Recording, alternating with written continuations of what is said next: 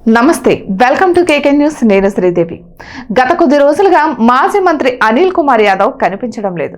అడపాదడపా Tadepalli palace లో కనిపించిన ఆయన పూర్తిగా అజ్ఞాతంలోకి వెళ్ళిపోయారు. ఇక చెన్నైలో వ్యాపారాల్లో నిమగ్నమైనట్లు తెలుస్తోంది. దీంతో ఆయన పార్టీకి దూరం అవుతారన్న సంకేతాలు వస్తున్నాయి. నెల్లూరు సిటీకి వస్తున్న ఆయన సీక్రెట్ గా తన పనులు ముగించుకుని వెళ్తున్నారు. ఈ క్రమంలో ఆయన పార్టీకి గుడ్ బై చెప్పడం ఖాయమన్న ప్రచారం నడుస్తోంది. ఈ నేపథ్యంలోనే క్లారిటీ ఇచ్చారు అనిల్ కుమార్ యాదవ్. జగన్ కు అత్యంత విధేయుడిగా మెలిగారు. పార్టీ ఆవిర్భావం నుంచి కూడా వైసీపీలోనే కొనసాగుతున్నారు. ఇక అనిల్ కుమార్ యాదవ్ జగన్ పై విమర్శలు వస్తే తక్షణం స్పందించే గుణం అయినది. ఆ దూకుడుతనం చూసి జగన్ నెల్లూరు సిటీ నుంచి అనిల్ కుమార్ ను గెలిపించుకున్నారు. 2019 ఎన్నికల్లో గెలిచేసరికి మంత్రి పదవి కూడా ఇచ్చారు. ఈ ఎన్నికల్లో మాత్రం నెల్లూరు సిటీ అసెంబ్లీ సీటు ఇవ్వలేదు. నరసరావుపేట పార్లమెంట్ స్థానానికి పంపించారు. కానీ అక్కడ ఓటమి ఎదురైంది.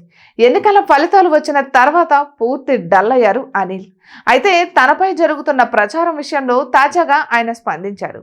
నెల్లూరు జిల్లాలో ఈసారి వైసీపీ తుడిచిపెట్టుకుపోయింది. ఒక్క సీటు కూడా పార్టీకి దక్కలేదు. 2014, 2019 ఎన్నికల్లో ఆ జిల్లాలో ఏకపక్ష విజయం దక్కించుకుంది వైసీపీ. ఇక ఇప్పుడు పూర్తిగా సీన్ రివర్స్ అయ్యింది. ఈ ఎన్నికలకు ముందు వైసీపీ నుంచి బలమైన నేతలుగా ఉన్న వేమిరెడ్డి ప్రభాకర్ రెడ్డి, కోటంరెడ్డి శ్రీధర్ రెడ్డి, మేకపాటి చంద్రశేఖర్ రెడ్డి లాంటి నేతలు బయటకు వెళ్ళిపోయారు. అయితే నెల్లూరులో పార్టీ ఓటమికి అనిల్ కుమార్ యాదవ్ తీరే కారణమని ఆరోపణలు వచ్చాయి. అందుకే జగన్ సైతం అనిల్ కుమార్ యాదవ్ కు దూరం పెట్టాలని ప్రచారం సాగింది. అందుకు తగ్గట్టుగానే అనిల్ పెద్దగా కనిపించడం లేదు. ఈ తరుణంలో పార్టీ మారుతారన్న ప్రచారం సాగింది. అందుకే అనిల్ కుమార్ యాదవ్ ప్రత్యేకంగా స్పందించాల్సి వచ్చింది. త్వరలో నెల్లూరు జిల్లాలో యాక్టివ్ రాజకీయాలు చేయనున్నట్లు అనిల్ కుమార్ యాదవ్ ప్రకటించారు. ఇక పాత కేసుల్లో తనను అరెస్ట్ చేయాలంటూ కొందరు నేతలు లోకేష్ వెంట తిరుగుతున్నారని వ్యాఖ్యానించారు. తనపై ఎన్ని కేసులు పెట్టినా భరిస్తానని చెప్పుకొచ్చారు. తాము అధికారంలోకి వచ్చిన తర్వాత వడ్డీతో సహా చెల్లిస్తానంటూ హెచ్చరించారు. ఇక అరెస్టులపై కూటమి నేతలు ఒక దారి చూపించారని, రానున్న కాలంలో తప్పకుండా వారికి ఇదే శిక్షలు తప్పవని హెచ్చరికలు జారీ చేశారు అనిల్.